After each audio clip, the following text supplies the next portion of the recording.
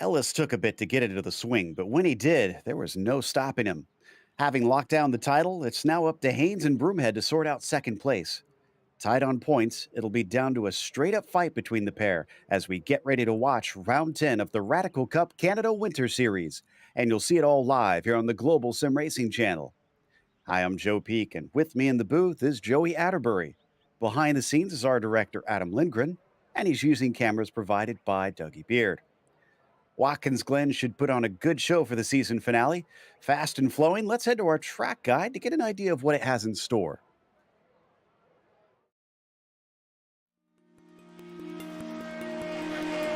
Welcome to Watkins Glen International. Situated in upstate New York, just south of the Finger Lakes, this track has seen it all. Few road circuits can boast hosting Formula One, IndyCar, NASCAR, and IMSA during its history.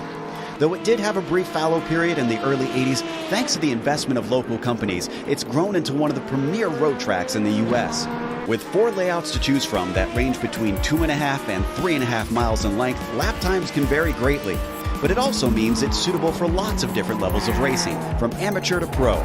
The one thing that stays consistent no matter which car and which layout you're using is that Watkins Glen means speed.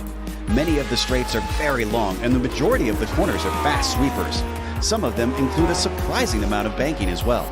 Combine that with the proximity of the barriers, and this historic circuit retains a very old-school feel. Drivers in lesser-powered cars can expect drafting battles, while higher-powered machinery will test the skill and bravery of their pilots. Some of the turns are visually iconic, such as the carousel and the S's. Others, like the inner loop, the chute, and turn 9, greatly challenge even the expertly skilled. And of course, we haven't even mentioned the drastic amount of elevation change drivers experience. Between its rich history and popularity among drivers, this track stays busy and seems likely to be that way for a long, long time.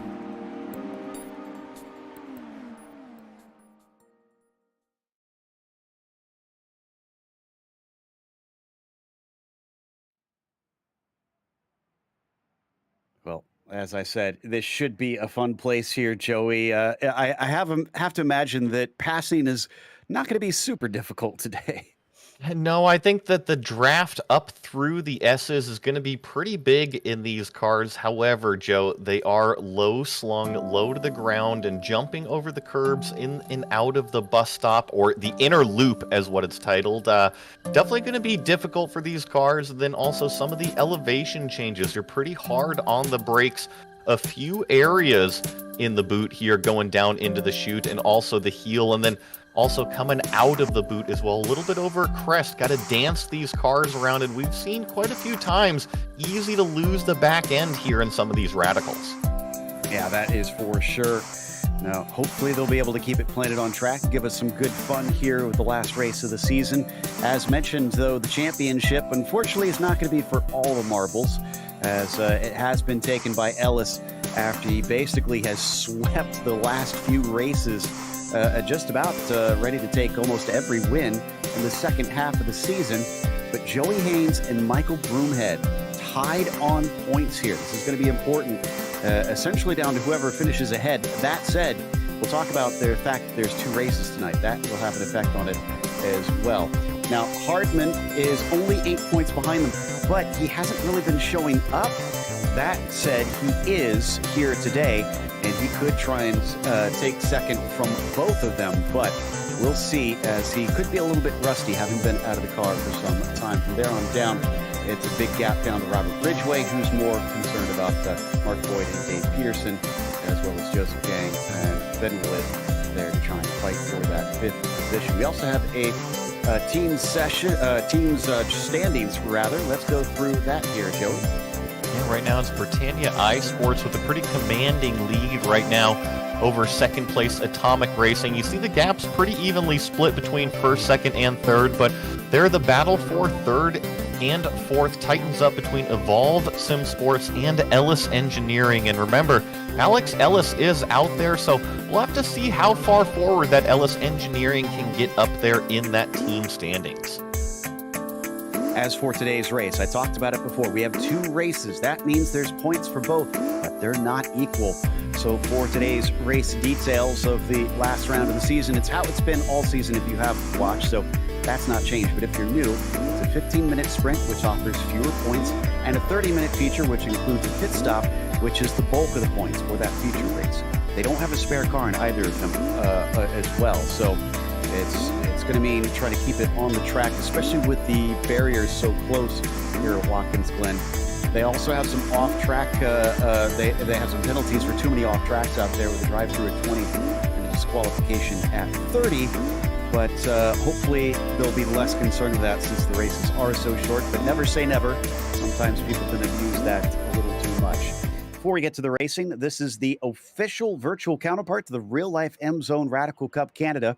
If you're a racer looking to get into one of these thrilling machines for a test day, a race weekend, or purchase a car and join the series, contact Rob Burgess of Radical Canada at robert@radicalcanada.ca to get started. It's been such a cool season here during the off season, but I'm sure things are hopefully starting to thaw up there in the frozen north, and maybe we'll get to see some of these real cars out on track soon. But in the meantime, one last hurrah here in the virtual world, and no surprises here, though, Joey. Alex Ellis on the provisional pole. Yeah, provisional pole, and by quite a bit. However, he does have familiar company. Andrew Hardman is back in attendance right now, sitting second place. But you look at the gap, it is currently 0.8 between Ellis and Hardman. That's a pretty big gap here at Watkins Glen.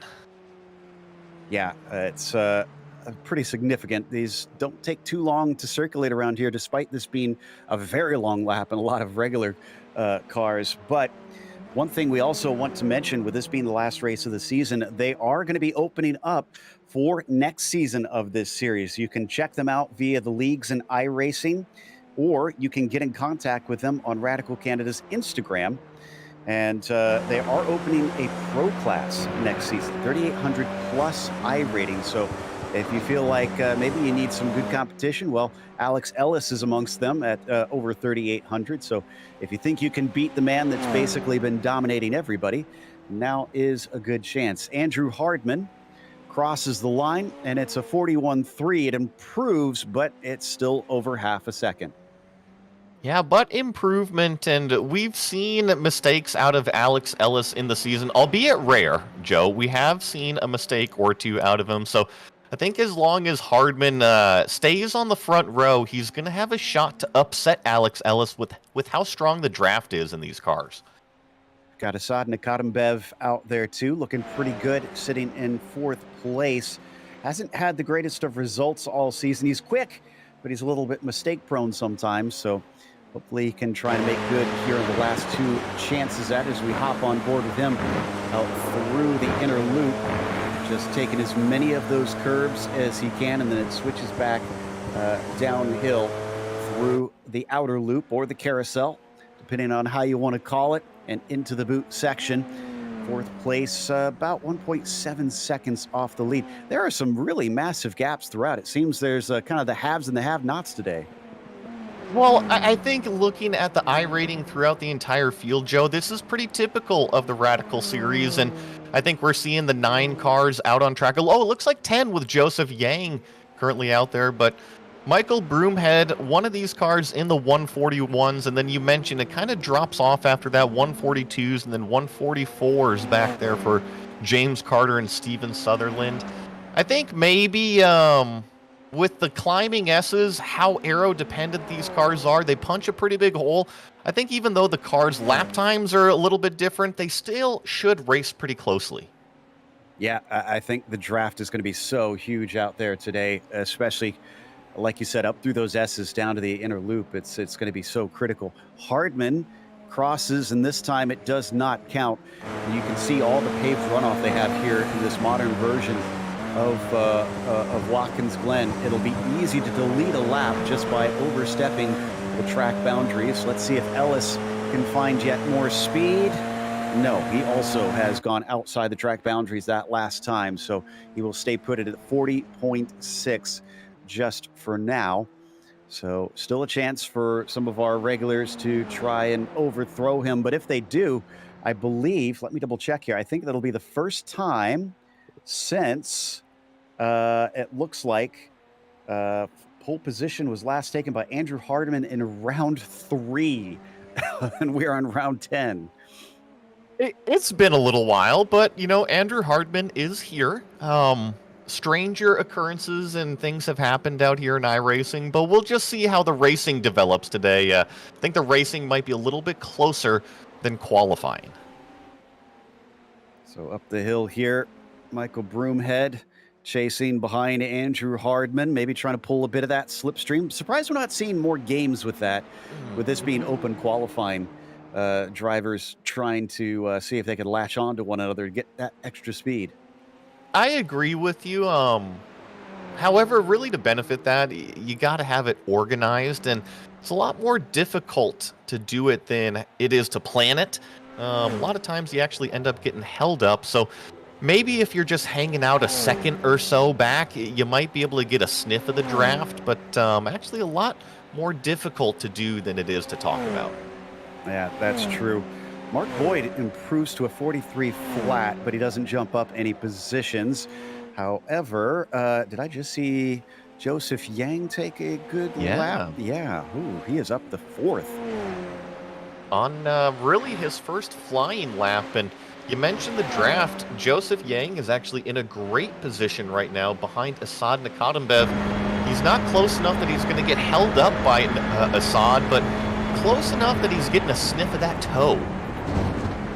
Okay, will this put him any higher, or will he run into that dirty air, especially through long right-handers like this down through the carousel? You can see how much he's cranking in the wheel, and he's going to be able to at least keep it on the track for now as the Canadian swings it back down into the chute, still encroaching on the back of Assad, so could be quicker than him, although he already has a faster time than the 23. Yeah, and you can continue to put times down all the way until the zeros hit the clock there, and I think that is exactly what Joseph Yang is doing. And looking at it, he's only put down a couple times, so I think he's a little late to qualifying. He's definitely still turning it up. Indeed. So should see 10, maybe 11 cars here. Nick Horvath is showing having signed into the session, but I don't see him out on track right now as we watch Joseph Yang come around, and unfortunately he is going to be held up there, so that's not quite going to work. Or was that Assad going wide there that we saw? So Assad went wide, let Joseph Yang go by, and I think it just caught out the 55 car a little bit, got loose there and cost him some time. So it looks like Hardman improved last lap, but he is only now 4/10 behind Ellis instead of 6/10 of a second. So it's not enough to get the pole. Ellis just crosses the line. And actually, well, now it's 8/10 of a second. He has a wreck afterwards, but I think even if he doesn't get out before the time runs out, I think he's pretty safe at 8/10 ahead. This looks like an absolute stomping in qualifying from him. Really good performance from Alex Ellis as we see James Carter come around the final corner. Does he improve his time at all out there? No, not this time. And we were talking, Joe, about how some of these lap times are getting deleted. And at Watkins Glen, there's actually a few areas. Turn 1, I think, is probably the biggest offender. Here down here at the heel of the boot, this is another opportunity. If you run wide, you can delete a lap time if you get all the way out there. Yeah, and this time, thankfully, it looks like I think Hardman should be able to get away with it from the line that he ran. He's showing at improving by about a 10th or 2, but like we said, he actually needs kind of a second or 2 instead to try and take the pole away here. So if anything, it's just going to be figuring out how to go a little bit faster, most likely, rather than actually beating out Ellis based on what we've been witnessing. It is a 41 flat, which is going to take him down to only 8/10 behind Alex Ellis. But it's certainly only going to just be a bit of a morale boost. He's got enough time for 2 more laps as Nakatembev goes across the line. Going to be the last driver to be able to take those 2 laps. Everybody else is starting their final flyer from behind them.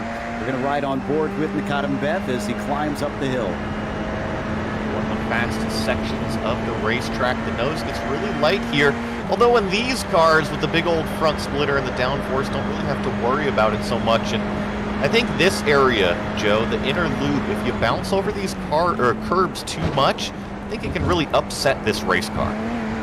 I wouldn't be surprised. They look pretty flat, but boy, do they really jostle you as you try and go over them. So far so good from Katambev.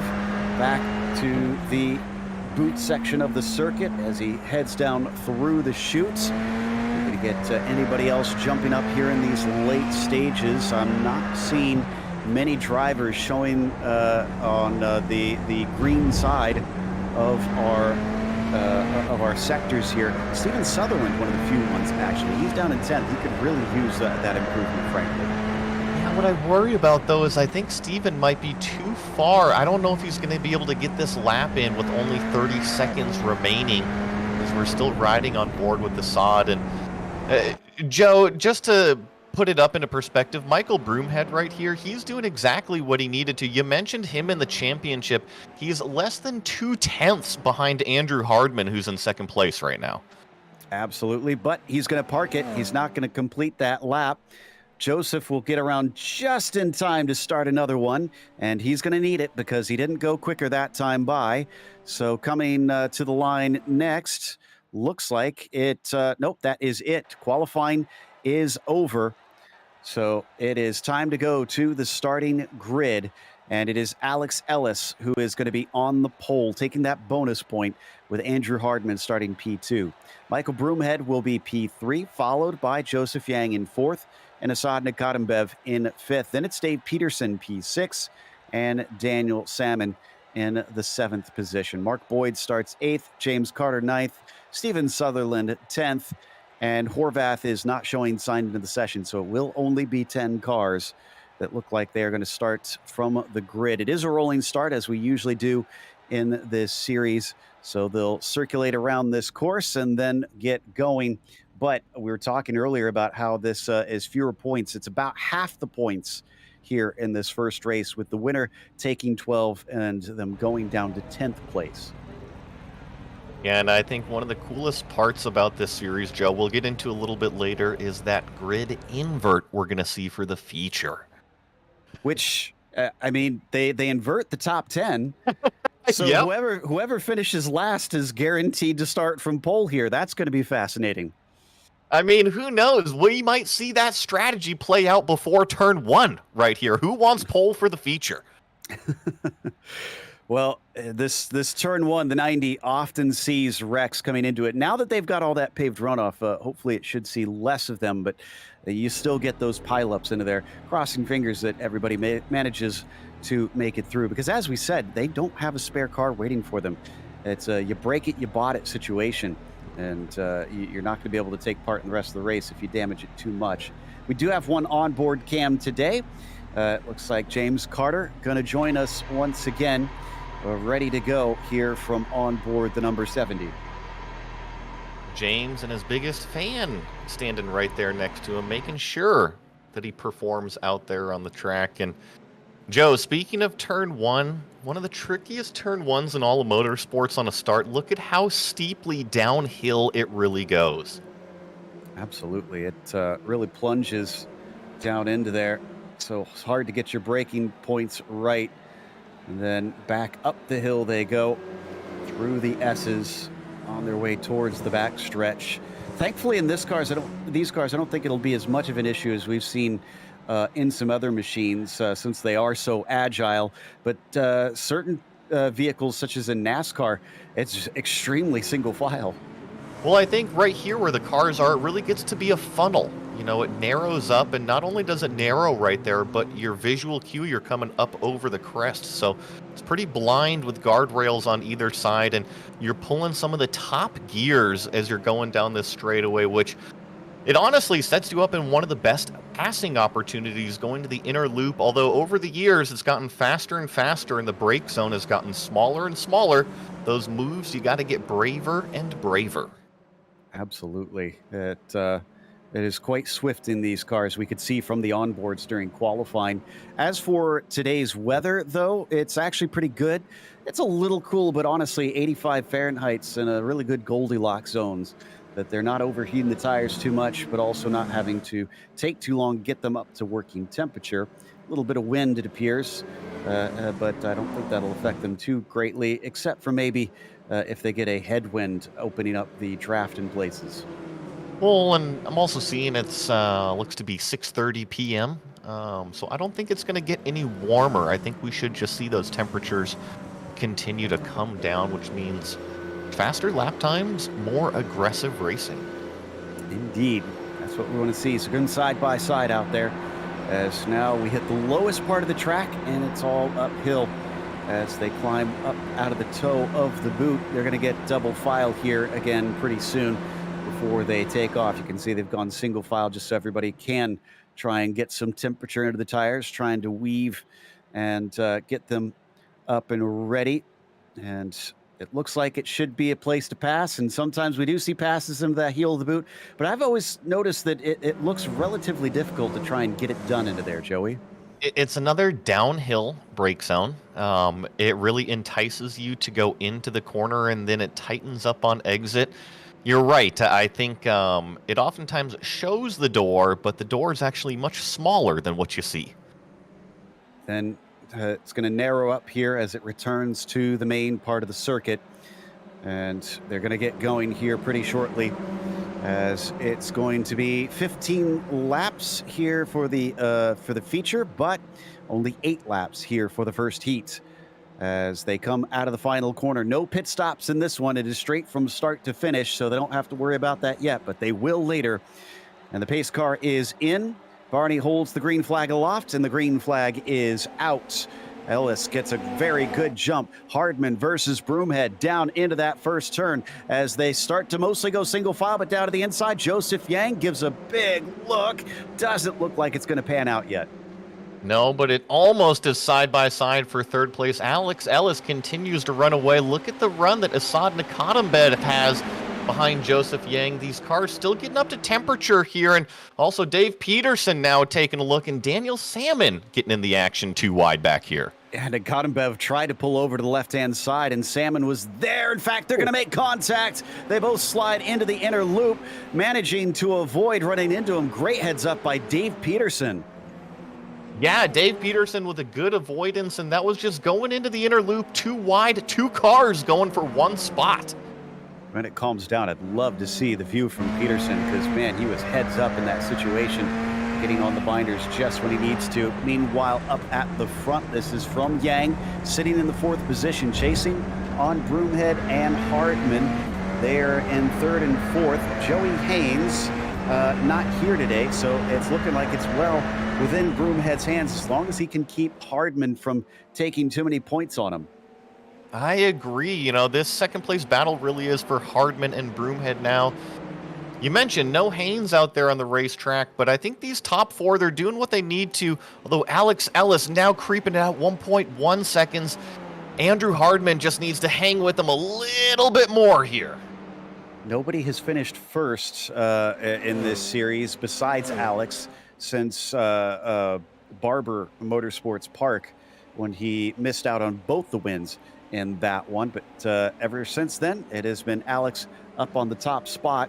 Wonder if we've got time for a replay of that incident, maybe look at a couple angles of what happened into the inner loop here. Right on board here, Joe. I believe this is that view from Dave Peterson. We're going to start with this dive down into turn 1 and talking your way through it here. I actually see a good run coming out of Assad Nakatambed and also Daniel Salmon, which is the car right in front of you. Those are the 2 cars that go too wide into the inner loop. So that was Salmon that just went by, and he gets a very good run. Assad thinks he's clear, and then just suddenly realizes he's not. As they come into the corner, Peterson sees the action, gets on the binders, a lot of smoke, but somehow avoids it. Just good avoidance. You know, you can't target fixate. You know, you can't go where that wrecked car is and get your eyes in the clean air. That's exactly what Dave Peterson did. So he lives to fight another day. He's still in sixth, unfortunately. Nikotimbev carries on ahead of him. But Salmon falls back to the back of the field. We're going to get one more angle on it. Yeah, that's 2 into 1, just doesn't go. And it's so tough. We could sit here and armchair quarterback it all night, but it's a first lap inner loop bus stop incident. And you're right, 2 cars going into one. Usually only one comes out the other side, if any. Well, they now complete lap 2 already of this 8-lap sprint race. Watching Broomhead ahead of Yang down into the braking of the 90. Broomhead still holding on to Andrew Hardman. The difference between that second and third place finish is going to be only 2 points. That's not going to be enough difference between them. So for now, I believe that Hardman's going to need to either try and chase down Alex Ellis or hope for some bad luck from Broomhead. Well, and look at this. Joseph Yang starting to creep up on the back of Michael Broomhead, jumping through the curves here. You see the car just really taking those impacts. Actually pretty cool. See the tire inside that fender well there. Yeah, absolutely. These are pretty tightly sprung little machines, but you can still see that movement. And yeah, man, Joseph Yang maybe showed up a little bit late and didn't get all that many qualifying laps in, but he's arrived ready to go. Look at this. He's trying to challenge for a podium spot. I think you're spot on. I think he's just a little late to the party and starting to warm up right now. I think he's a little bit faster than Broomhead and not even halfway through this one. We'll see if Yang can complete this pass nice and clean. Putting the thread on, but it's one thing to catch, it's another to pass. He's going to have to find his way around. I assume the slipstream will help facilitate that. Is behind them. Big move down to the inside between Peterson and Nikotimbev, but Peterson is rebuffed. He'll have to stay in sixth. Yep, you just took the words right out of my mouth. There's 2 battles. Peterson definitely hounding the back of Assad Nikotimbev, and here we go down into turn 1. See what kind of exit Peterson gets. Assad, a nice exit out of the final corner. It's going to be so critical here out of the 90 between the pair of them. Same thing. Oh, and the Broomhead battle wide. Yes, he is indeed. You and I saw the same thing, and Yang is going to be able to find P3. This is what Hardman's needs. Broomhead now into 4th place. That's a 3-point difference. That's a little bit better and starts to open things up a little bit more for that feature race. And, you know, I could be wrong here. With how wide Broomhead was, I would expect maybe a slowdown penalty, but I'm not seeing anything right now. I believe if you get back onto the track within a certain amount of time, it doesn't give you a slowdown. I don't know exactly where that line is, but it did look like he weaved back to the track as quickly as he could to try and avoid that. Meanwhile, now the battle between Nikotimbev and Peterson. Oh, but Peterson's a little wide down into the chute. Yeah, loses just a little bit of time, but tell you what, Dave Peterson right now definitely on a mission, staying right in that draft of Assad, and even with that little mistake, he's still within striking distance. Just got to gather it back up, get a couple clean corners here, and then make another attempt. So if it finishes as it is here, that 3-point swing that we're seeing, it's going to need 6 more points for Hardman in the next one, which is still very much doable. But he will need a little bit more bad luck for Broomhead or a little lack of pace as we watch Alex Ellis come across the start-finish line into lap number 5 now.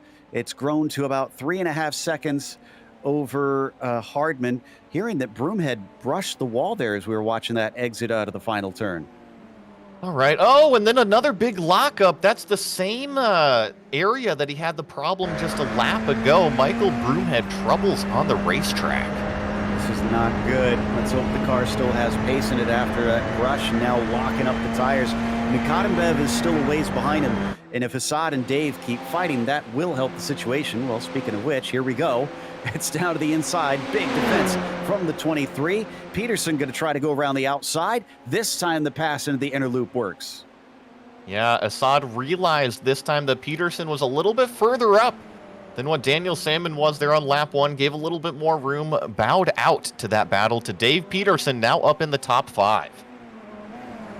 So is Peterson going to be able to run away? That's the question as well. Broomhead's going to hope that he doesn't, because he's probably struggling a bit now to try and get to the finish of this short little race.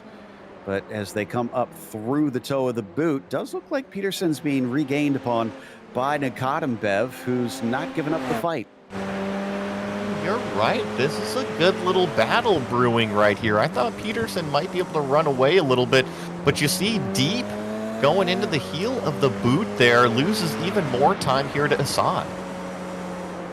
Once again, struggling to find those apexes, tries to square it off, a little bit more tucked in from Assad. We kind of criticized him, or at least I did, saying he was mistake prone there early on, but he's really keeping Peterson honest here and running some good lines as they exit out of that final turn and follow down the front stretch. He's going to feel the toe, but it doesn't look like enough. All he needs is that exit out of the 90.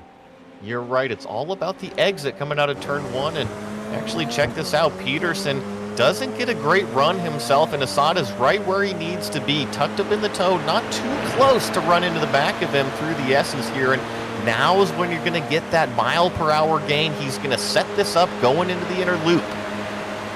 Has to go around the outside. Peterson's going to defend. Didn't work for Nikotimbev last time, and it's not going to work for Peterson this time. Just enough of a pull that Assad is back into P5. So this again helps Broomhead hold on to that 4th place while these two keep swapping. Really powerful move from Assad right there around the outside, and got to give credit to him. It's not always easy when a car passes you to just get right back up in the battle. Got 3 minutes left on the clock and about 2-3 laps. So this might actually time out instead of go by laps here for our drivers as we watch them weave their way back up out of the toe of the boot. And now Salmon versus Boyd seems to be going the way of Daniel Salmon in that 6:59. Remember, he got caught out in that early incident down into the inner loop. He's since made, I believe, at least one overtake. So he's recovered slightly, but it's been too short of a race to really do much about it. Agreed. I think if you have trouble in this sprint race, it's a tough battle or a tough hole to climb out of. But Daniel Salmon, one of the regular competitors, making the most of it in 7th place right now. You see right in front of him, that is still Assad and Peterson. So if those two get into it all, I think Daniel Salmon might at least have a shot, at least be within sniffing range. Absolutely. And I know he's going to want to try and take that back. He doesn't know the story, and I did hear him get on the radio sounding maybe just a little bit irked about the opening incident. So I wonder if maybe he's looking to try and get back his own and get that spot from him as we follow Boyd, still pulling along just behind him, trying to see if the slipstream is going to be enough to get a position just by riding his coattails. 2.5 minutes now left to go on the clock. Ellis is going to have enough time to complete lap 7 here. Yeah, so it's going to actually time out perfect to laps. And talking about Alex Ellis, I mean, completely dominating race ever since he took the green flag. However, this last lap is the first lap that Andrew Hardman has actually been faster than our leader. So just have to keep an eye on Alex Ellis. Make sure he keeps that pace up out there. Indeed. Could be just managing the gap from here. They do get a bonus for fastest lap. And so far, nobody else has taken that fastest lap since Stephen Jeffrey back in round 4 at Road Atlanta. Otherwise, it's gone to our current race leader. White flag is out for Alex Ellis now. So 1 to go. And, I mean, it could also be maybe just a second or so a lap allowed that white flag there, Joe, because I noticed it was very close with that timer. Well, he's on lap 8, and it looks like it's limited to 8 laps here. Oh, okay. Yep. So, yeah, I think for sure this is going to be the last one. But, yeah, they cut it down right to almost the second there as we follow uphill the battle between Peterson and Nikotimbev.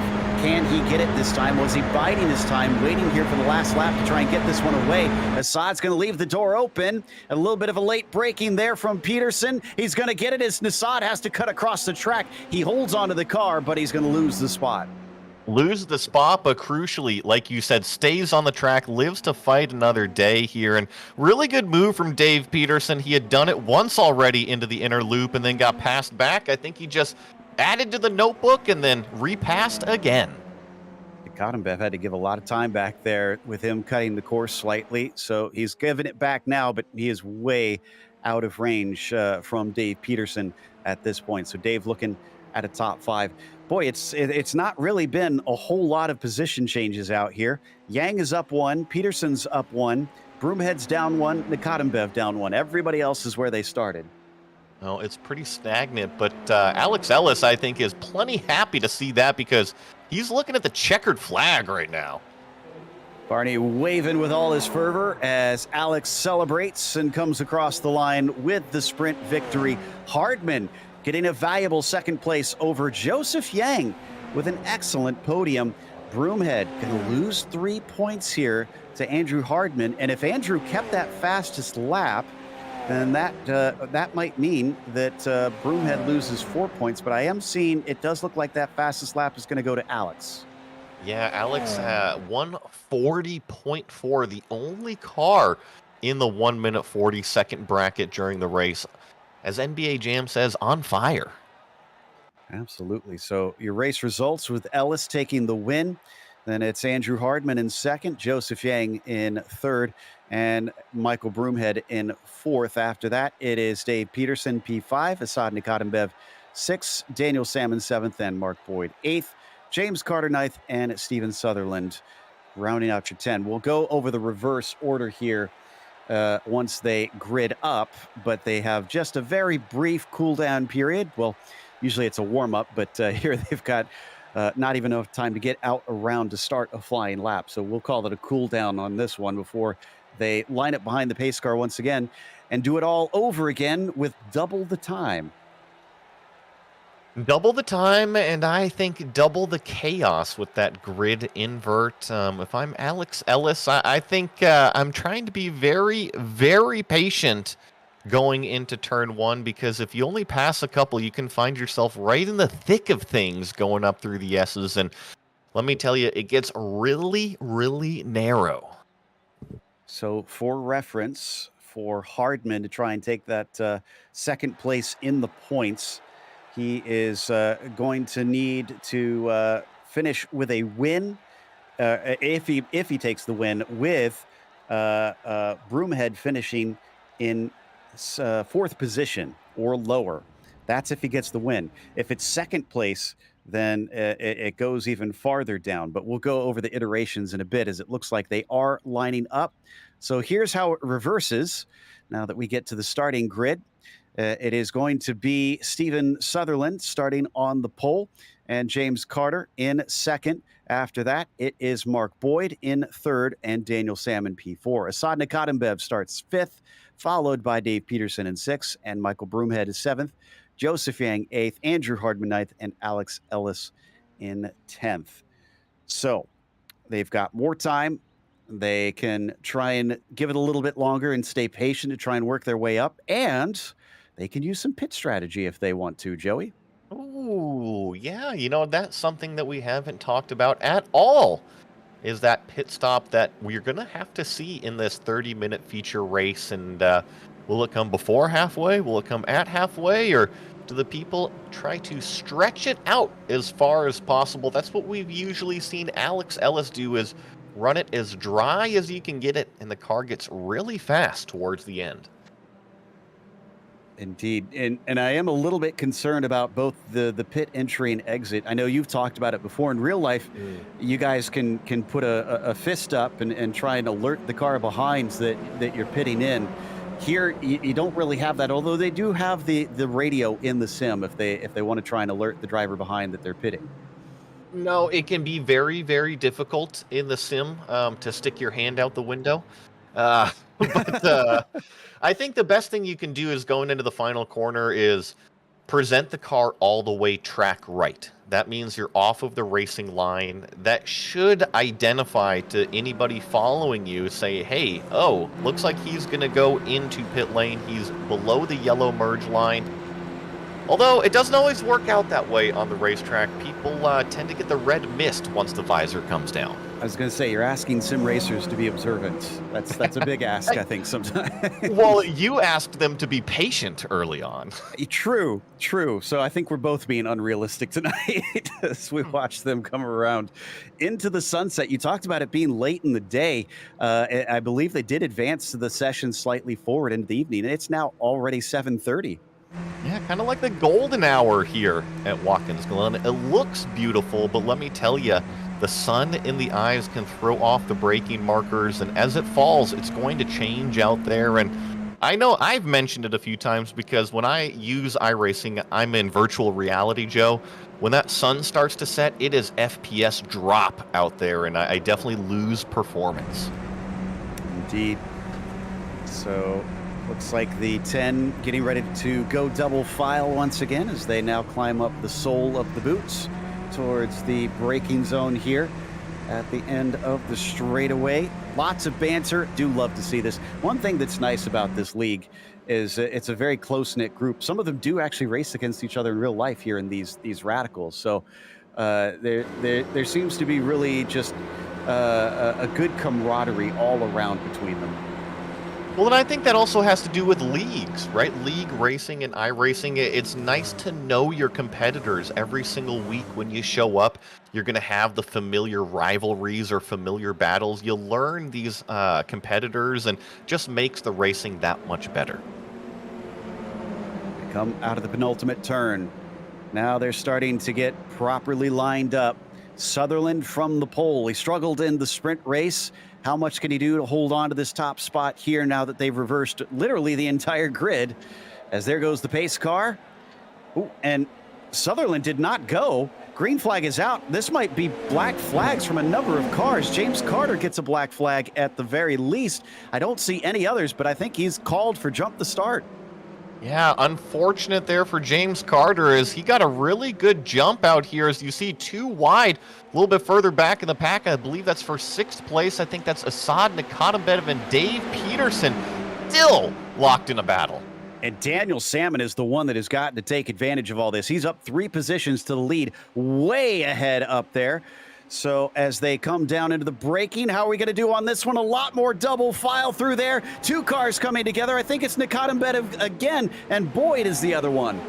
Yeah, unfortunate for those two. Spun around in the inner loop, and I tell you what, Alex Ellis narrowly avoided that one and finds himself up in 3rd place.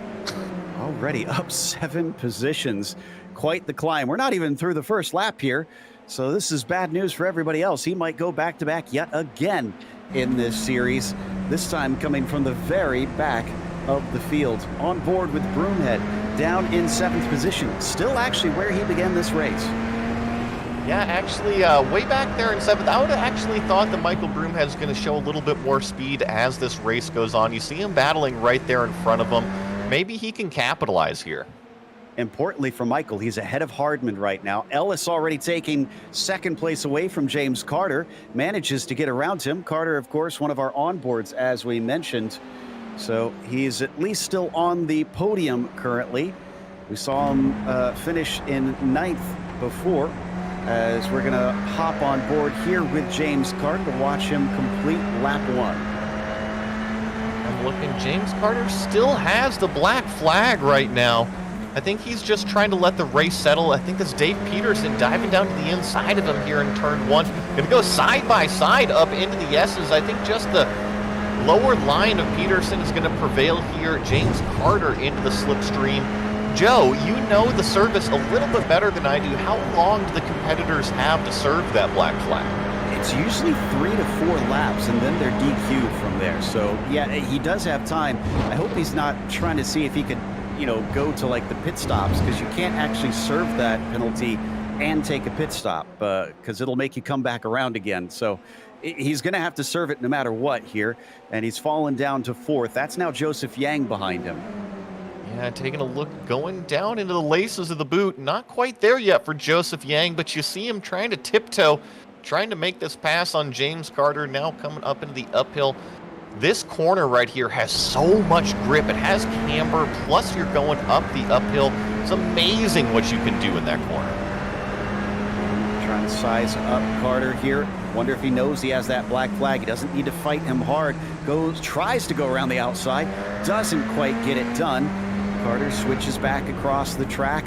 Joseph Young back to the racing line as they crest through turn 9. And right behind him, I actually think Hardman just got around Broomhead there for the 6th place position. So Hardman's going to be on the back of Yang if Yang does, which looks like he's making the move. Oh, narrowly avoiding contact with James Carter. But I tell you what, that move doesn't allow James to come to the pits. Exactly. And he's once again defending. He's racing like he's not going to be coming in here. I hope he tries to pit pretty soon because eventually he'll be forced off the track by the sim. He's going to lose another position as Hardman trying to go by up the hill. Now Hardman slowing down a little bit, runs out of space. I don't see a slowdown penalty, so not sure why he backed out of that. Oh, I think he was just a little bit of a stack up, and here comes Hardman now taking a look, challenging on the brake zone. Oh, almost some contact there between the two. Still staying on the racetrack. Now Hardman goes off, has to sacrifice a position to Michael Broomhead. James Carter getting the elbows out, defending 5th place. Oh, Broomhead loves that. That puts him back ahead of his rival. Granted, he only just needs to finish directly behind him to secure that 2nd place in the championship. But very tense moments. Again, I don't think anybody's told them that James has that black flag. No, and I wonder if James has to know. It's right there on the center of his screen, and so I would assume we see him come in this lap. He's, I think you're right that he's gonna have to pit in this lap, or else that's gonna be it. Very wide there in front of Michael Broomhead there briefly. That was Carter that we saw going outside of the track, and this time he's slow off of turn 9. Broomhead with a much easier pass. Same thing with Andrew Hardman. Could be just letting them by. Let's see if he actually comes in this time. Yep, he's motioning towards the pit entry, and there he goes. Yeah, and coming up behind him, Steven Sutherland is able to avoid, but yeah, you see James Carter serving that penalty. And Joe, you were making the comment about it, the sky. Some of these shots look absolutely amazing, and I was talking about ice cream. It's almost like they're driving on some sherbet road out there. Yeah, just gorgeous. And here we go. Well, we get a beautiful battle as well. Hardman versus Broomhead. Once again, the two blue cars side by side, but it emerges with the 0-0, just slightly ahead of his rival. Now we'll look down to the inside once again, and Hardman, they're going to come together, and they go off at the inner loop. Both are going to be cost time, hopefully not too much damage as they carry on. That means Nikotimbev and Sutherland get promoted up too. And look at this, Broomhead still trying to get it turned around, and man, that was a braking duel if I've ever seen one going into the inner loop, Joe. I think that Hardman actually lost the back end on braking. Let's see here as they steer into the corner. Yeah, it looks like it just suddenly veers into him. I asked if we're going to get a beautiful battle. I think that was an ugly climax, unfortunately. Yeah, and you saw the car twitch into Broomhead, and I actually think on the racetrack right now, Hardman pulled over. He realized, hey, you know what? That was my mistake. Go ahead, take the position back, although I think the damage is already done. And Yang just got Peterson. That was for a podium position. We haven't been talking about it because Ellis has been just running away from Salmon after taking the lead from him. But Joseph Yang looking at potentially a double podium here tonight. Up 5 positions so far, and honestly, Joe, you look at timing and scoring with how much time we have left, I think he can go catch Daniel Salmon in front of him. I think it could be possible. Get a P3 and a P2. Here is the pass, I believe, or no, Peterson's behind him here. Here we go. Now we found it. This is going to happen up into turn 9. I have always found this left-hander to be perhaps the most frustrating turn on the whole track. Well, and you see right there, Peterson got really loose, and then actually I think he saw Yang in the mirror, and Joe, I agree, it's coming up over the crest, and not only is it over the crest, but you're coming on the wrong side of the crown between the merge of the two tracks. There's almost no grip out there. Sorry, Yang just went off in the chute, and that is a corner with no runoff. he has hit the wall hard. It's well before we should get to the pit stops here. And as we come back live, he's still carrying on. Let me see what kind of state the car is in. He doesn't have a meatball flag. That's the good news, but it's certainly not going to have pace. Oh, I'm looking at it. It's got heavy damage and right on board here. You see it twitch and then almost saves it, but as soon as you put those tires in the grass, there's no coming back. I shouldn't have said anything. Shouldn't have praised what good of a job he was doing there, because now he's been sent back to fourth. We'll see if he actually pits in here or not. But, man, 2 hits, once into the tire barrier, and then that kind of sent him sailing into the Armco, which is going to do more damage. Look, Joe, the power of a commentator's voice, you know, it's something you have to wield within reason out here. Yeah, well, the battle is back on between Broomhead and Hardman. It's for even lower positions, though, now. But for 8th and 9th position. So not much in it between them.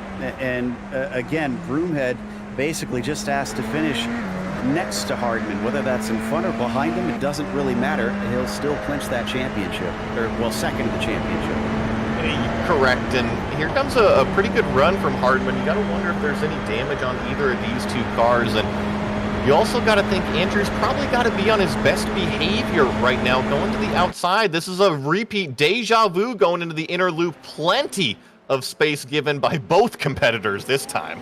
Yeah, they managed to keep it together. I think they're having fun. I don't think there's any ill feelings that we can see out there. It looks like they're just having a good time trying to wrap up the season. I totally agree, and I think just extra space after that incident is a necessary thing, and Alex Ellis right now cruising away, the only car once again in that 1 minute 40-second bracket. But I tell you what, Daniel Salmon, for starting way up there, hanging on to the second place, doing a really good job right now. Yeah, this will be a good finish to the season for him. Let's check and see if he's had any other podiums so far here this season. As he comes onto the front stretch, about 6 seconds behind. Can't quite keep up with Ellis, but I don't think there's any shame in that, considering the way he's been racing this latter half of the season. No, definitely not, and his threat behind him of Joseph Yang is now gone. He's doing a little bit faster lap times than Dave Peterson, who's behind him. So I think Daniel Salmon just needs to focus on turning consistent, clean laps out there, and he's going to end up with a podium finish to round out the season. And I believe, if what I'm seeing is correct, this is going to be his first podium. Actually, no, it looks, yeah, it will be. This will be his first podium of the season in any of the races, sprint or feature. So if he could just hold on for, shall we say, 14 more minutes, then he'll be able to do it. Hardman going to lift as they approach the inner loop. Not going to try the pass this time. Well, and not only is that a big thing to end the season on, but Joe, I'm looking at the overall points. I think he actually might leapfrog up into the top 10 in overall points with a good finish here as well. That'd be a nice feather in his cap. So something to take into the next season and feel quite a bit of pride in that. Like I said, they are going to be accepting signups for next season. So go check them out if you want to on iRacing or on their Instagram. But also don't forget that they are going to be starting a Formula Ford series here for this group in the near future. In fact, I believe that starts on Monday, if I remember correctly. Yes, that starts up Monday. So looking forward to that at Road Atlanta. Well, and that's a great racetrack to kick off those cars. Should be plenty of drafting and also coming down through the S's, snaking your way down there. Should make really good racing. I'm really excited to see it. Yeah, the Formula Ford's a fantastic car. Very different from this one, with not nearly as much power, no downforce to speak of in comparison, but it's also open wheels, which means they can't really tangle with each other all that well. I enjoy kind of these entry feeder series. Salmon's just spun. Salmon spun it through the inner loop. He manages not to hit anything. He's pulled a big gap over Dave Peterson, but now this means that gap is evaporating, and Peterson is there. And you see him right tucked up behind the spoiler. This is for second place on the racetrack. Dave Peterson in the fight, and oh, another big wiggle out of Daniel Salmon. Oh, that car is mighty loose. He had a full 360 there before. I wonder if he's cooked those tires a little bit. I agree. I know that in the sim here, Joe, once you overheat those tires, it can take a few laps, or not a few laps, but a few turns to cool them back down. Oh, it's that curb on the inside, the first apex. Goes not quite a 360, more like a 180 and flips it back, but you can see how much he's struggling. It's got dirt and gunk all over it. He's got them hot right now. Gets it going eventually, but he's lost that second place. And here's that move. This is Peterson just showing the nose, and it's enough to tempt Daniel into a late break move, which he almost loses the car. Dave Peterson slips right up the inside there. However, oh, look at this. This is a great battle. Boyd, Broomhead, and Hardman. All for 7th place. Boyd, the one at the front of the train. Broomhead in the middle. Hardman, 3rd in line. We're going to jump on board with Andrew as he chases behind his rival coming down into the first corner. Lights have started to turn on these cars as the sun dips below the horizon, and it's all about the exit here out of the 90. Train, they're going to try to go around the outside. Broomhead does this, opens the door for Hardman, but I think that was actually a smart move. This is narrow on the racetrack right here. He's just trying to time it and be patient. Here goes Broomhead now 2 wide. Hardman's going to take it 3 wide. Oh, he thinks better.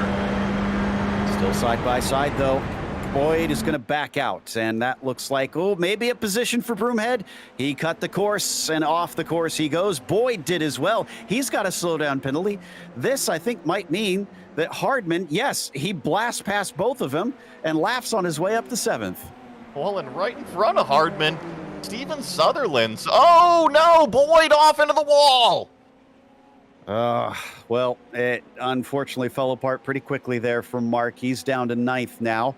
He's still well ahead of James Carter after serving his penalty. He's about half a lap behind everybody, so doesn't look like he's set to fall to last place quite yet. Meanwhile, Salmon and Peterson. Salmon got that spot back. When did that happen? Just this lap, I'm looking at it. I think maybe Dave Peterson, no slowdown. This is just a good move out of Daniel Salmon coming into the heel of the boot this lap. And oh, this is why pit stop time. All right, so I'm impressed because I would have thought with that big moment that we saw out of Salmon that he wouldn't be able to catch him up all that quickly, or that he had maybe hit the wall.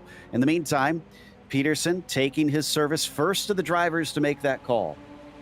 Well, and I could be wrong over here, but it looked like Dave was lifting a little bit, maybe trying to get to his pit stall. It might have been running out of fuel here. And look at this. This is still Broomhead and Hardman out here.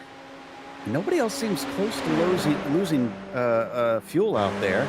So that'd be very, very strange. Not sure why he would be in that situation. On board with Sutherland now, just behind Broomhead and Hardman. Dyson up and down the track. Once again, a little bit too hot in there for Broomhead, and another slowdown penalty as he cuts across. So he'll lose more time. Remember, they do have an incident limit at 20, and he will get a drive-through penalty if he hits that. I don't think he's quite close enough yet, but it's certainly not looking good if he keeps doing that too many more times. Just got to be careful. And Joe, honestly, I'd be more worried about bouncing over those curbs and ending up in the wall. We've seen it bite a couple competitors, but each time you flirt with those curbs, it's kind of like flirting with disaster. What about Ellis? Does he pit in this time? Nope. He's going to stay out. Carries on to start lap 11. Salmon's going to be the next one back at almost 12 seconds behind here already. He's not making any motions that he's going to be going in. He will stay out. But Joseph Yang in 3rd will come to pit lane. Now, remember, he made contact with the wall earlier. So let's see if he has a little bit of a longer pit stop. You're right, and that might be interesting. I was looking at lap times. He was doing 142s. That puts him right in the thick of things in this battle. So, yeah, it might take an opportunity to get some of that fixed. Broomhead still with Sutherland now that they've lost touch with Hardman up the road. Goes around the outside, though, here into the S's, giving plenty of space as we watch over the right-hand side of the car, and he is going to be through. Look at Sutherland, though. Here he comes in the draft. He's not going away anywhere. He shows the nose inside, going to back out of it. I think Broomhead does have a little bit more pace than Sutherland right now, is settling in. Assad just had a problem through the inner loop. I think he managed not to hit anything, but it was a big slide, and that gives Andrew Hardman third place. So let's see, what does this do now? Hardman versus Broomhead. We're actually going to have to start thinking about it. Wow, that was a big one that almost could have been disastrous. It's like I was just talking about that curb, Joe, and it just bit Assad, and you see how violent it can really be when you jump it too much. Cranks the wheel, probably gets slammed onto the brakes there, and he'll get it going, but that was costly for him. In the meantime, I'm trying to check in here. So as Ellis pits in, our leader takes his stop. Hardman up to P3. That's going to be worth 20 points. Broomhead still down in 5th. That is 16. That's only going to be a 4-point difference. That's not going to be enough. And you're seeing Daniel Salmon come down. Alex Ellis was also down. He's actually left pit road. And Andrew Hardman, I think, the only car to stay out. So to get that 6-point swing, he's going to need Broomhead to finish 7th or lower if he stays in 3rd. But man, it's been quite a few dramas out there, so I wouldn't count anything out. Someone could wreck and he could wind up in 2nd place. So we actually still could have this swap around as Broomhead finds his pit stall while Hardman carries on. Alex Ellis is back out on the track. Salmon is emerging in 3rd, right with Joseph Yang, actually. So this is a battle for what is currently P3. Yeah, battle for the podium. Joseph Yang and Daniel Salmon. It gets so narrow at the top of the S's. Yang just lifts a little bit. Got to think of a new way around Salmon. And Dave Peterson is behind them. He's had his pit stop as well. Let's not forget that. I think he lost a little bit, unfortunately, in comparison to them. Really hunting the back of that 659 machine. Joseph Yang knows that it was tight off the pit stop, so might as well try and fight this now that it's down to only a mere 3 laps to go. You're right. The time is clicking by. That means the opportunities are also dwindling each lap. And if you're Yang, you got to kind of balance what's on the mirror behind you and also how much to attack in front. Nikotimbev finds the wall, sadly, into the chute. That was right ahead of Michael Broomhead, and that helps him because he is running in the 6th position. He would have been down to, I think, that 7th spot after the pit stop. So we're going to watch with Nikotimbev's incident here. Oh, it was getting loose early. It's so easy to do, Joe. It's another downhill braking zone. It means all the weight's on the front, so locking the rears, easy to do. Interesting. I didn't realize that Broomhead was in 7th, which actually would have given Hardman the spot. Actually, Hardman's up in P2. No, Hardman is pitting, excuse me. I lost track. I forgot he had not pitted yet. He is now coming back out onto the track. And where will he emerge in regards to Broomhead? Well, right in front of him. There he is, right there. The battle is on. However, like you mentioned, the points discrepancy, I don't think it's going to be enough with them together on the racetrack. Nope, I had forgotten that he needed to be up in the 3rd position there. And now the pit stops have cycled through. It's going to be 5th for Hardman, 6th for Broomhead. Nikotimbev has driven the car back into pit lane. That's going to actually help out James Carter finally get a spot after a bit of a miserable and lonely race for him. James Carter out there going up through the S's right now, and you mentioned it, he's just kind of had a lonely race right now, and you got Mark Boyd in front of him, who's actually chasing for position. Bit of a battle for P2. Salmon has both Yang and Peterson just behind him. So we'll see if maybe that starts to get interesting as well. Carter, unfortunately, taking a creative line down through the inner loop and eventually getting back out on the track, but he's going to lose yet more time from that one. When we come by the line, well, actually, no, our leader just came by the line, and it's down to 2 laps to go. That looks like it should time out just about right. And just about right to have the fight be on between Daniel Salmon, Joseph Yang, and Dave Peterson. And I've been watching timing and scoring. Dave Peterson is the fastest of this trio right now, and he's all the way in the back of the train. Going to have to see what kind of moves can be made with really only about a lap and a half left now. Indeed, and he's going to have a good run here. This is going to be a nice little tow from the 55. In fact, he's gained very, very quickly. Here we go, down to the inside. Yang tries to defend, but a little bit too late. Peterson is past and into P3. Really good jump up there. That puts him into the podium position. Can he get the visor down, start gaining time on Daniel Salmon in front of him? Looks like Joseph Yang still wants to spray some champagne. Tries to get him back, but nothing doing for now. Looking up ahead at Peterson as they exit out of the chute. He's got to make up 1.3 seconds to Salmon, who is bound and determined to try to get his first podium of the season. Meanwhile, I can tell you that Ellis is quickly approaching the white flag, and regardless of if there's a minute 40 or so left or more, this is going to be the last lap because this is starting lap 15.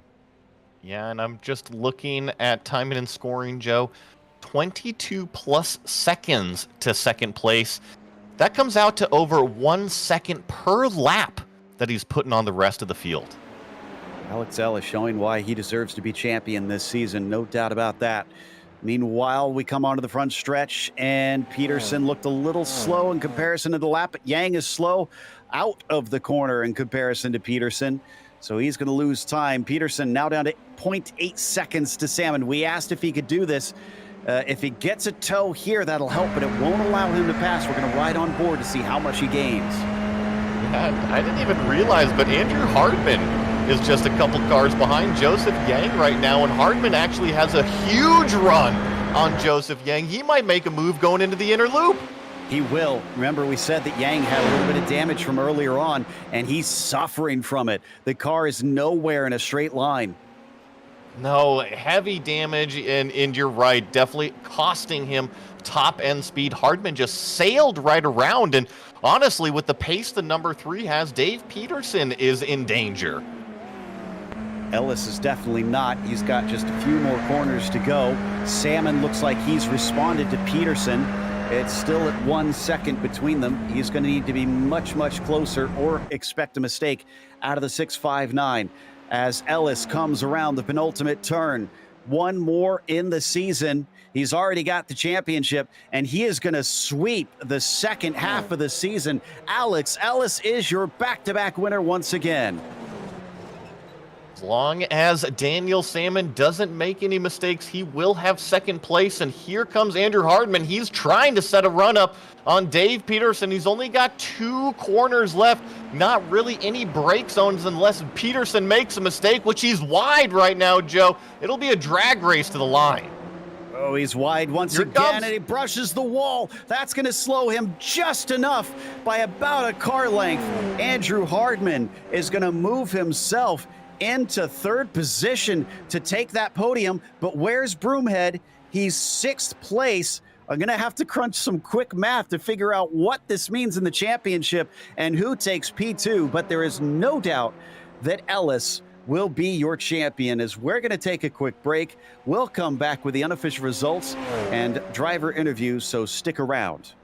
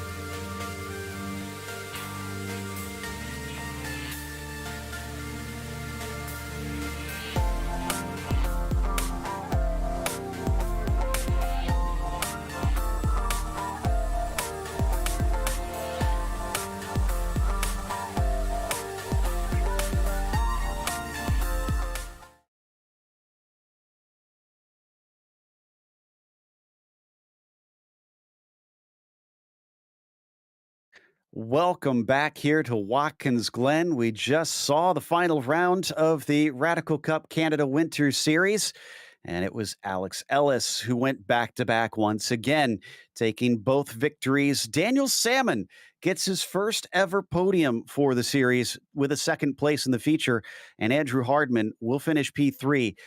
From what we can see in the points now that they have been updated, he wound up tied, actually. Excuse me. They are tied, and Broomhead wins on countback between them. That is amazing stuff. It came down to it. Peterson was P4, and then it was Joseph Yang in fifth. Michael Broomhead finished P6, and Steven Sutherland in seventh, and it's Mark Boyd in eighth and James Carter ninth. Asad Nikadimbev had a rough finish to this race, wound up at DNF and in 10th. Looks like we've got our champion and many time winner, Alex Ellis, ready to talk to us, sweeping the latter half of the season. Alex, you made it look like a cakewalk there on those last few rounds. Yeah, I had a lot of fun with that. No, to be honest, Swelio, who made an appearance earlier this season, he and I have been training together a lot in the last, say, 2 months, mainly prepping for the Porsche Esport Sprint Challenge Canada. So that's had us just driving at a level that I I haven't really driven at before. So it's pretty enjoyable now, like basically enjoying the fruits of the hard work. So a lot of fun. It seems like it. So next season, I'm hearing rumors that they're going to have a pro class for those above 3,800. Guess where your I rating is right now? Yeah, I think I'm slightly above, right? So, So how do you feel about that? Do you think if you get enough other drivers around the similar I rating range that you can take the fight to them? oh, absolutely. I'm really hoping that we can basically convince a whole bunch of Porsche Cup guys to come over because uh, the caliber of driving coming out of Canada right now is extremely high. We've had some insane racecraft in P Cup, and I know that this is a great platform for similar sort of racing. So I'm really hoping that that pro class can attract a whole bunch of guys because there's a lot of potential good competition in this championship. It's moving in a good direction. And it's given us a lot of fun to watch. And again, congratulations! Just a stunning performance this season. Once you got into the swing of it, anybody you'd like to thank that helped got you the championship as well as all these wins? Yeah, for sure. As always, Satellite Racing, Ellis Engineering, and of course Radical Canada for putting on a great championship. Robert Burgess and Radical Canada are doing great things for motorsports in Canada. So thanks to them. And then, as always, thanks to the boys at GSRC for a great broadcast. Thank you very much, Alex Ellis, your winner in both races and champion this season. Joey's caught up with second place finisher who we believe just had his first podium this season. It is Daniel Salmon. Well, Daniel, congrats on the podium, the second place finish to round out the season for you. Oh, absolutely. Over the moon. Like, just stoked. Absolutely stoked. Like, so it was one of them things I was a bit rough after Laguna. I wasn't really feeling the car, and I'm like, okay, I like Watkins. So, take it for a spin. Updated the paint just because, it's the final race of the season. Thought, have a little bit of extra play. I got in the car, and I'm like, wow, this feels good. Joseph Yang, I think, did the setup. Absolutely phenomenal. Like, I could really get the car to go where I wanted it to go. And it just felt incredible. Don't get me wrong, it didn't have its moments. I'm still me, right? And the little spin out in the feature, not what I had in mind, but I think it made it more interesting for the rest. Well, talk to me a little bit about that because we noticed all you had to do was keep it clean out there, but you decided to make it exciting for yourself. Honestly, I did it all for you guys. No, I can't even sell that. But no, as I went into the bus stop, I think I just hit the bump a little bit wrong, and it just went bonk, and off I went, and not what I had in mind. But I personally prefer being in traffic anyway. I don't like just having a clear track running laps. It just gets a little bit tiresome. I much rather give me somebody to play with, and then. Okay, I got Dave there, and I caught up with Dave, and I'm like, hey, what? He almost gave it back, and he went in the pits. I'm like, okay, interesting. But even then, with the fuel, like I still had like nine like liters left, nine 9 liters left, like 3 laps. It overfilled the car, so I'm wondering what would have happened if it had put it in a little bit more of a frugal splash.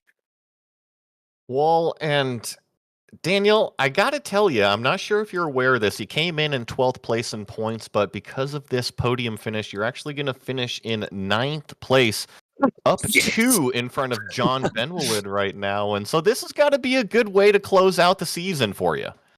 No, I'll take that as a definite win. Top 10 in a field of caliber like this? Absolutely. Absolutely. I am stoked. Absolutely stoked. That was fantastic. Well, Daniel, congratulations on a great finish to round it out and a good season for you. Anybody you want to say hi to or thank? Oh, definitely. So, obviously, thank you to you guys. You've done an absolutely phenomenal job with the broadcast. Slightly biased opinion, but absolutely phenomenal broadcast. Top job. Mike Broomhead for organising it. Radical Canada, Rob Burgess, thank you very much for helping us do this. And obviously to all the competitors as well, because don't get me wrong, like when you start getting really competitive, people don't be as keen to share and help each other. But that kind of sportsmanship has stayed with the radicals, and it really is good because it makes it a lot more accessible to someone like me who I can't set up a car. And then for Joseph Yang to make a setup and get in, it's just fantastic. But I do have to thank my mum and dad as well for watching as well. Dad, 3 laps to go, Dad comes down and like maybe jump a little bit, but they've been watching. So thank you for being #1 fans. Awesome. Well, that was Daniel Salmon coming home 2nd place here at Watkins Glen. And up next, third in that race, Andrew Hardman. I do have an update. It sounds like I had it wrong. And it looks like it is indeed Andrew Hardman who will win the tie to take second coming in the last round. Andrew, what an impressive feat, especially since at one point you two were fighting for second to last place.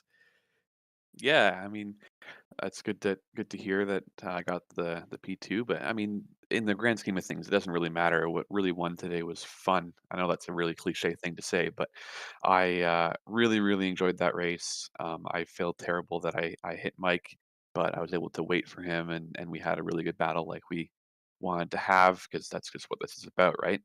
So yeah, it's really fun to sort of get past and then try to battle through, get as many places as I could, and yeah, it's really fun to after the pit stop just sort of go flat out, turn the fastest lap I've ever turned here, and yeah, get P3 at the line. That was really cool.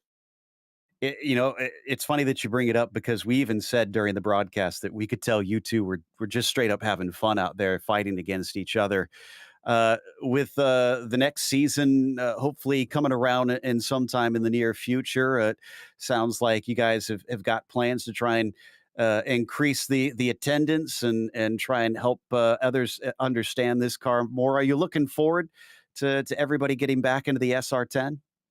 Absolutely, yeah. I know this car has gotten a bad rap over the last couple of weeks with some updates from iRacing, and to be honest, I sat out the last couple of weeks because I just couldn't find the motivation to drive it. But I sort of sat myself down and was like, "Hey, what are we doing this for? This is actually just for fun." So I hope that everybody can sort of understand the reason that we're driving this car, and I think iRacing will be improving it hopefully. But we can also do stuff like have easy to drive setups that'll make it easier to and more approachable, I guess, for people that don't know it as well.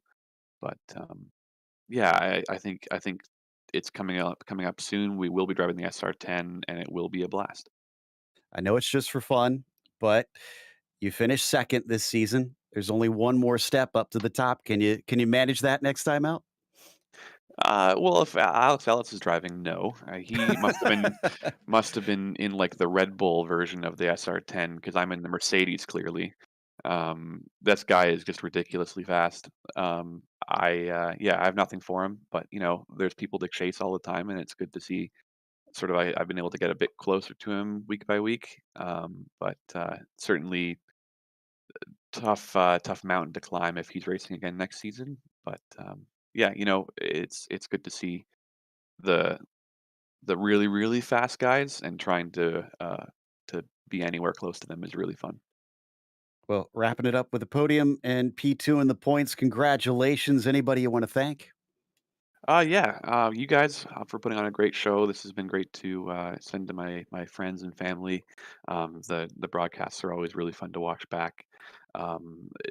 Britannia, Mike Broomhead especially, for putting on such a great series. It's been sort of dwindling in numbers, but that's nothing to do with the way that this is run. It's just a way of way things go sometimes. But yeah, thanks to Mike for putting on a great show. Obviously, all the competitors, making it really fun league to race in, week out, and yeah, my family as well. Thanks so much. Andrew Hardman finishing P3 today in the feature race. Up next, the man that wound up third in the points, even tied with P2, but just not quite enough. Before we get to talking about the series as a whole, Mike, I know you and Andrew saying, this was all about fun and all about enjoying yourselves, but surely the racer in you, it looks at that and goes, so close. I let out definite noise as I saw him pip over the line. So, yeah, I mean, it was about fun, but at the end of the day, we're here competing, we're trying to beat each other. It was an incredible race. Like, obviously, he waited there for me after the contact, but it was a ton of fun, and yeah, just the one position at the end made the difference really for him. So, well done to Andrew, and of course, well done to Alex for destroying us all. And now I think these races should hopefully sell some people on joining in. You've talked to me about how you guys are going to be kicking up the new season and are looking to recruit people. So in case someone wasn't convinced by this, I mean, what would you say to them that would sell them on hopping into these cars and joining you guys?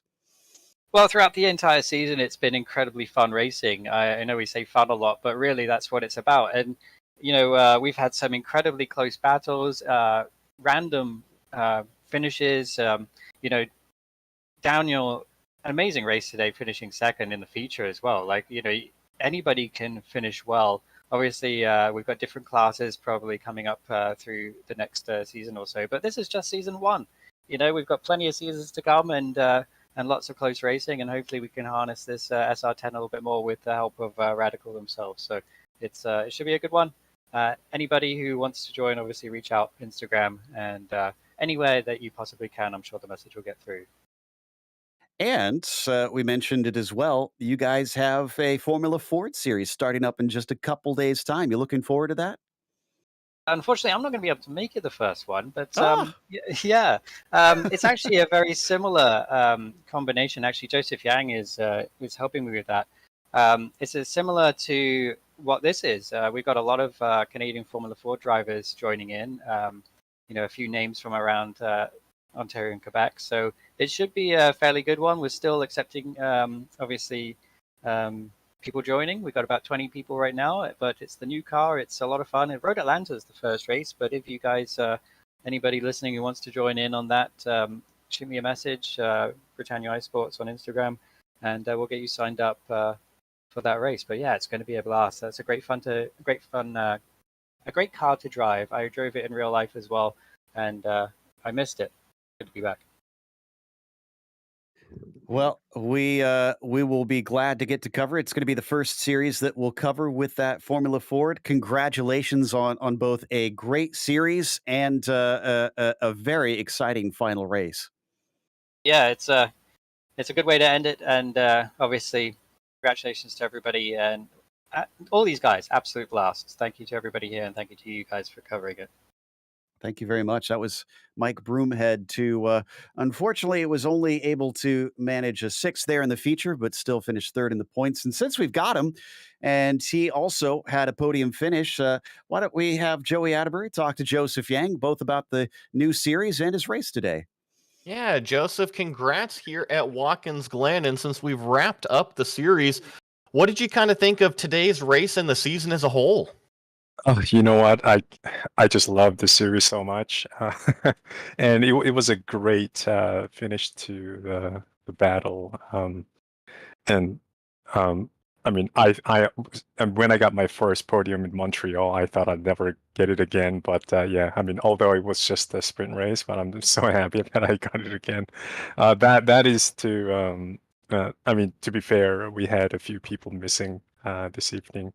Uh, some of the folks who live in Quebec up there, they lost power for a couple of days, I think. So yeah, they just couldn't boot up their sim rig to join us. So that's unfortunate, but I still had a lot of fun. Had some great race with Dave Peterson and Daniel. Wallen, you were always up there. You mentioned standing on the podium a couple times this season at Montreal and always flirting with the top of the leaderboard. And I'm checking you out, 7th in points you finished, but you were locked in one heck of a battle between yourself, Mark Boyd, Dave Peterson, and Robert Ridgway. Only about a handful of points separating all 4 of you. Looking forward, you looking forward to the SR8 going into the next season? Yeah, I mean, whatever the car is, I mean, the fun part of racing is being able to adapt to whatever we're given, right? As long as everyone's driving the same car, I have no problem what car it is really. And I do quite enjoy SR8. It just feels very planted, so it almost feels like really a video game, although it is a video game. Well, lots of people argue it's a simulator, Joseph. Right. Well, before I let you go, anybody you want to thank or say hi to?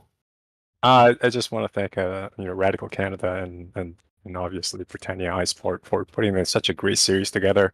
I'm really looking forward to the next one already, and yeah, thank you guys for putting such a good broadcast. And yeah, sometimes my family or my friends tune in just to watch me playing some video game and wrecking cars, and they always seem to have enjoyed it. So yeah, it's always great. Thank you guys. Well, thank you, Joseph, for coming out and competing in the series. Always a pleasure to watch you race out there on the racetrack, and we'll see you here in the future. Thank you.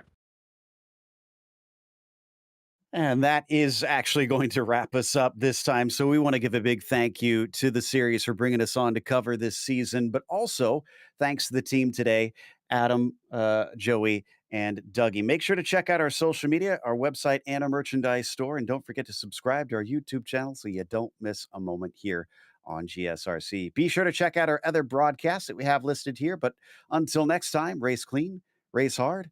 We'll see you on the track.